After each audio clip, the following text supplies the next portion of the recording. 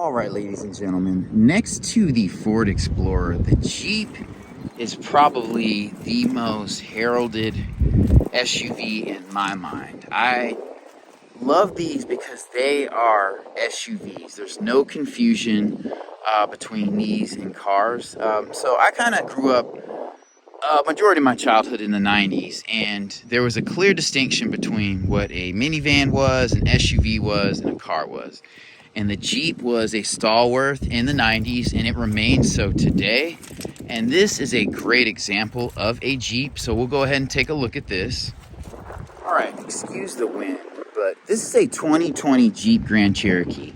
And what I mean by like a standard real SUV is that it sits up a little bit off the ground and it looks utilitarian. The wheels and tires are larger. It has a boxy shape, and this is a perfectly balanced SUV to me. It's round, but it's boxy at the same time. You'll never confuse a Jeep Grand Cherokee for a car.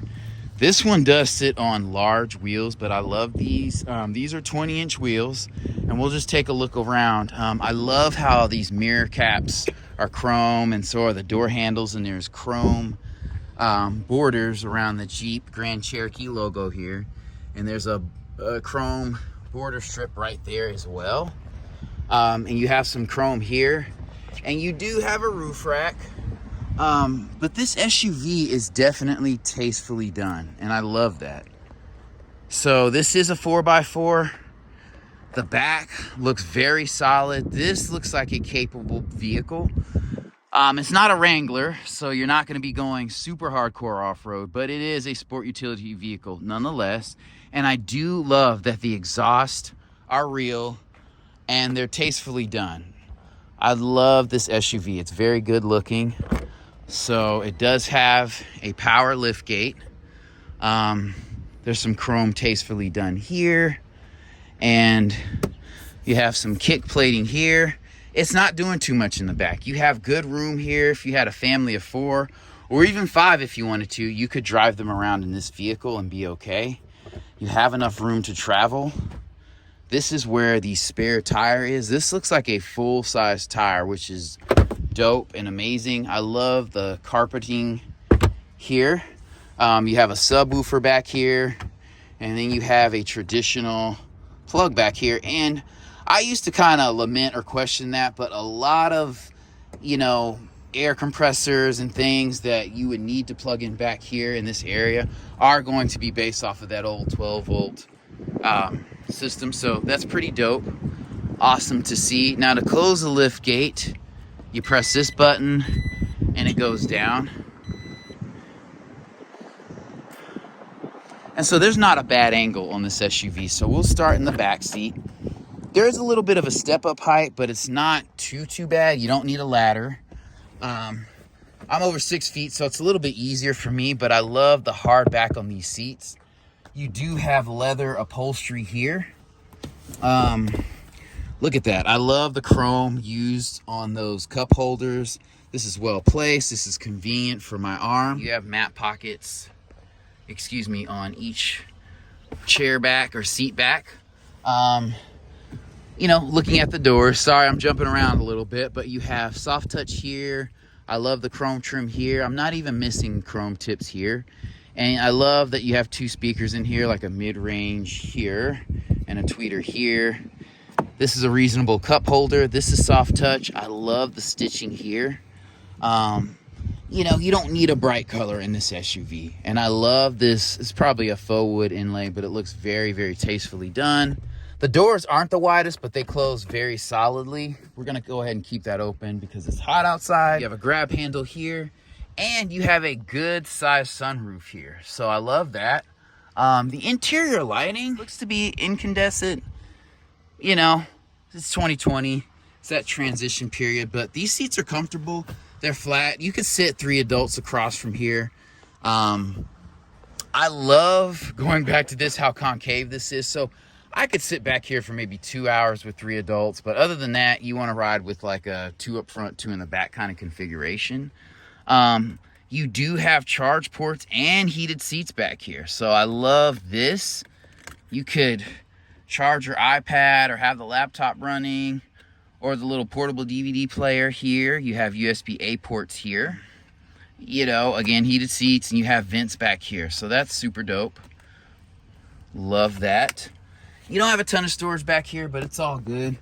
Visibility's decent back here. You have a backup camera, so it doesn't have to be super good. Looking up front, man, this is just pretty straightforward. You know, it doesn't look super overdone, but we'll go ahead and step up there and take a look at that. But it looks clean. And Jeeps are quality. I mean, these things stay on the road for a long time. And I will say, I feel like that's due in part to the people that buy them taking care of them, because these vehicles aren't super cheap. They're not economy cars. And sometimes economy cars suffer from their owner's lack of care and attention to detail. Getting oil changes and whatnot. So, you know, most manufacturers, if it's something that's mid-tier or up, they'll put a little extra oomph in it. And I feel like the Jeep has that. Sorry. We have Harman Kardon speakers. You don't have any kind of silver trim, but that's okay. These doors are tastefully done as well. 2 speakers.